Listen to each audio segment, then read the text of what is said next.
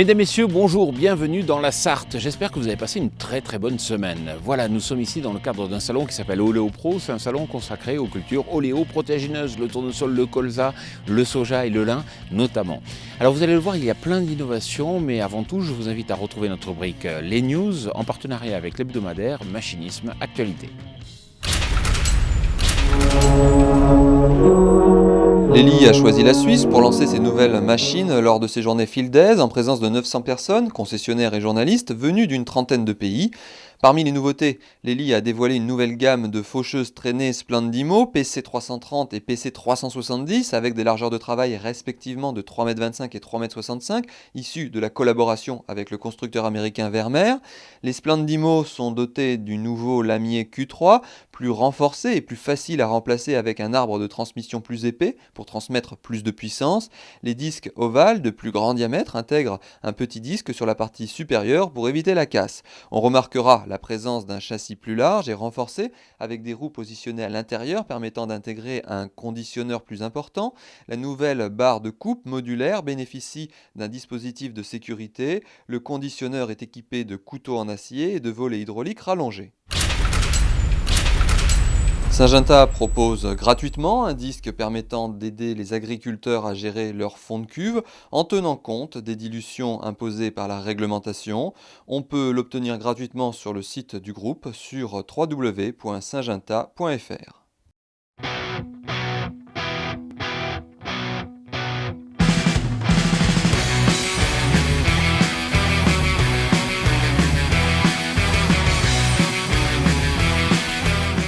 Arnaud Van Boxen, bonjour. Bonjour. Vous êtes ingénieur régional pour le Cetium. Nous sommes ici devant une extension de barre de coupe pour colza, donc de marque Zurn. Est-ce que vous pouvez nous expliquer un peu l'intérêt, combien économise-t-on avec ce système ? Alors avec une extension de barre de coupe, on fait des essais depuis déjà de nombreuses années. C'est variable selon les années, mais en moyenne, on a gagné 2 quintaux supplémentaires avec une extension de barre de coupe par rapport à une barre de coupe classique. Mais alors quel est l'investissement supplémentaire ? Alors ça dépend un petit peu de l'extension, du type d'extension. En moyenne, c'est dans les 1000-1500 € du mètre. Et on rentabilise, quand on fait les calculs, cela en 5 ans, quand on a 20 hectares de colza. Donc assez rapidement. Merci beaucoup. Merci. Mathias Boudon, bonjour. Bonjour. Vous êtes importateur du matériel Assembler en France. Est-ce qu'on peut dire que vous êtes monsieur anti-soudure ? Oui, toutes nos machines sont conçues sur le même principe, donc avec un assemblage par boulonnerie pour des mâchoires pour donner une plus grande polyvalence et une meilleure modularité à toutes nos machines. Ça veut dire qu'effectivement, si on fait des mâchoires, si on opte pour des mâchoires, on va pouvoir régler beaucoup mieux en fonction de la largeur par exemple ? Voilà, avec une seule machine, par exemple, pour répondre à la problématique des cumas, on peut biner et du maïs à 75 cm et du colza à 45 avec le même bâti, tout en ayant 2 jeux d'éléments différents.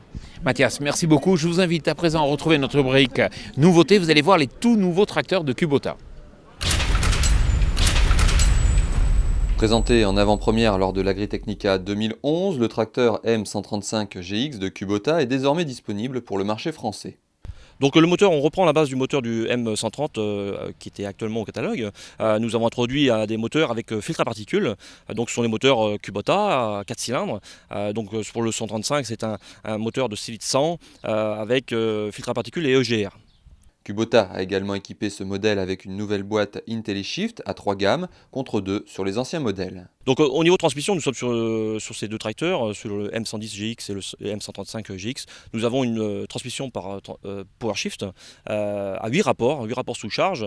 Et ces 8 rapports sous charge sont déclinés sous 3 gammes complémentaires, donc une gamme lente, moyenne et une rapide, qui est une gamme complémentaire par rapport aux anciennes séries où nous avions que 2 gammes. Donc maintenant nous avons 3 gammes et puis la possibilité d'avoir en option des vitesses rampantes pour descendre jusqu'à 0,2 km/h. Outre le nouveau design, on notera parmi les améliorations une cabine à 4 montants extra large de 4,3 m3, un toit ouvrant, une climatisation, une visibilité accrue et un capot à ouverture totale. Le M135 GX intègre 2 valves hydrauliques et peut recevoir une suspension de pont avant. En cabine, un accoudoir multifonction permet de gérer toutes les commandes du tracteur. Cette semaine, notre équipe est partie filmer les tout nouveaux tracteurs Claas. La nouvelle génération de tracteurs classe Arion 500 et 600 change de look avec un profil plus agressif et des phares à LED. Elle se compose de 7 modèles d'une puissance de 145 à 184 chevaux. Les Arion 500 sont équipés d'un moteur 4 cylindres de 4,5 litres et les 600 héritent d'un 6 cylindres de 6,8 litres. Répondant à la norme anti-pollution stage 3B, ces moteurs à 4 soupapes par cylindre intègrent l'injection par rampe commune, un turbo à géométrie variable et un intercooleur. Ils intègrent également un filtre à particules ainsi qu'un ventilateur de refroidissement à gestion électronique. Côté transmission, on trouvera 6 rapports à passage sous charge et 4 gammes robotisées, soit 24 vitesses sans débrayer. La nouvelle cabine est inspirée des Action 900 avec 5 montants, une vision panoramique, une suspension en 4 points, une colonne de direction réglable en hauteur et en profondeur. On notera que les versions C-Bis reçoivent un nouvel accoudoir avec levier multifonction C-Motion et le terminal C-Bis. On le sait, il existe une véritable hétérogénéité au sein des parcelles et en particulier au niveau du sol. Alors pour le prendre en compte, il existe une technique qui fonctionne fort bien, il s'agit de la résistivité. Nous avons tourné ce reportage dans le cadre des terrénales à la ferme.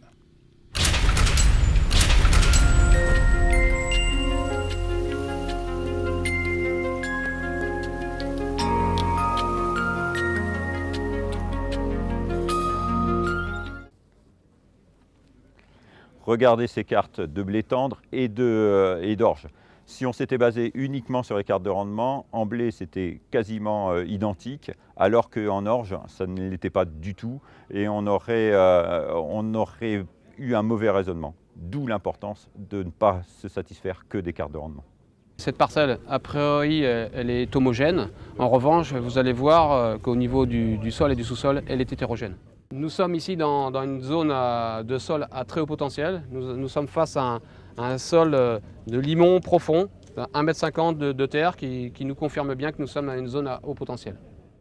Nous venons de faire 20 mètres et nous découvrons un sol complètement différent. Nous sommes ici un sol de limon superficiel extrêmement caillouteux et qui est évidemment très différent de la première fosse que nous venons de voir. Donc ce qui est intéressant, c'est d'obtenir une carte d'identité du sol. La résistivité permet cela. Zone par zone, quand on injecte du courant électrique, si le courant électrique va profond, ça veut dire qu'on a des sols qui sont profonds, qui sont frais. Et à d'autres endroits, le courant électrique ne passe pas bien et à ce moment-là, on a des zones rouges, résistantes et à faible potentiel. Cette carte-là est éternelle. Les zones qui sont séchantes resteront séchantes, simplement la résistivité permet de mieux les préciser. Avant, on mettait la même dose d'engrais sur toute la parcelle. Maintenant, on localise les endroits où il y a le plus de potentiel et on diminue les doses d'engrais sur les autres endroits.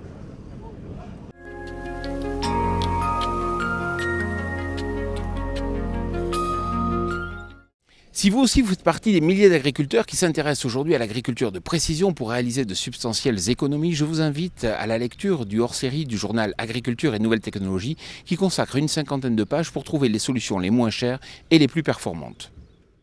Si vous souhaitez du solide, si vous souhaitez du costaud, il y a bien sûr la solution Land Rover Defender 110 Pick-up. Alors effectivement pour ce modèle, on a un moteur de 7 chevaux fiscaux qui délivre 122 chevaux réels. Il faut compter quand même 36 000 € pour la version avec plateau et bâche. Je vous invite à présent à retrouver notre rubrique Focus. Alexandre Gonard, bonjour.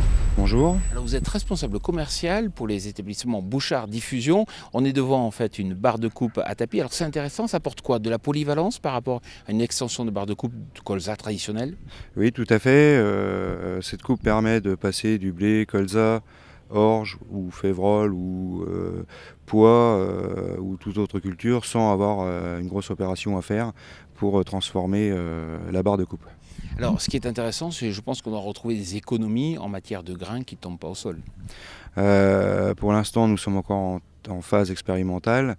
On pense à récupérer entre 1 voire 2 ou 2,5 quintaux à l'hectare pour du colza.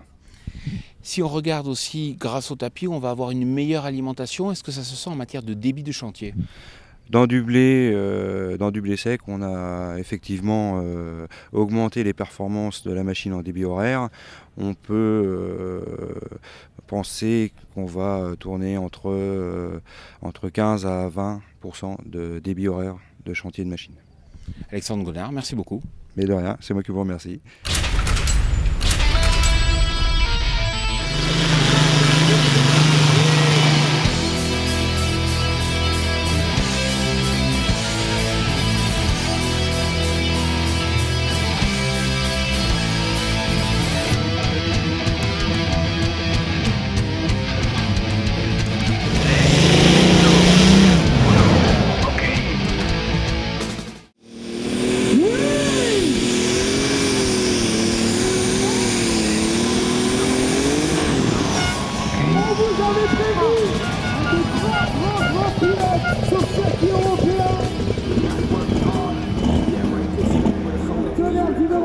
pour eux tous. Qui prend la première place provisoire de ce classement. La première place dans cette catégorie.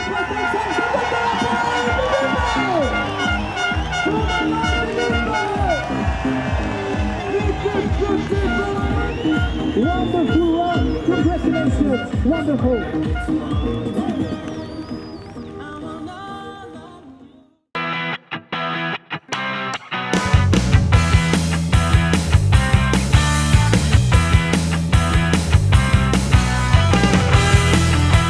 Pas mal ce Rhino, c'est un modèle bien connu dans la gamme Yamaha. Je suis en compagnie de Mathieu Saran, bonjour. Bonjour.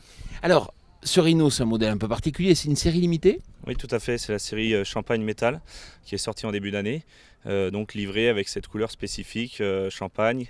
En option, dans les options, on retrouve de série le toit, les jantes alu, la couleur donc spécifique, et les suspensions à gaz qui améliorent le confort du véhicule. Alors c'est vrai qu'il est beau, mais c'est pour la ville. Bon, tout à fait, non, c'est plus pour le tout-terrain, les fermes, les exploitations, les chasses et le côté loisir aussi. Et sur le plan professionnel, on peut y adapter, je sais pas, un de limbe par exemple? Un de limbe, un pulvérisateur, un assez gros pulvé de 200 litres pour les collectivités ou dans les fermes avec une rampe, une lance télescopique et enrouleur.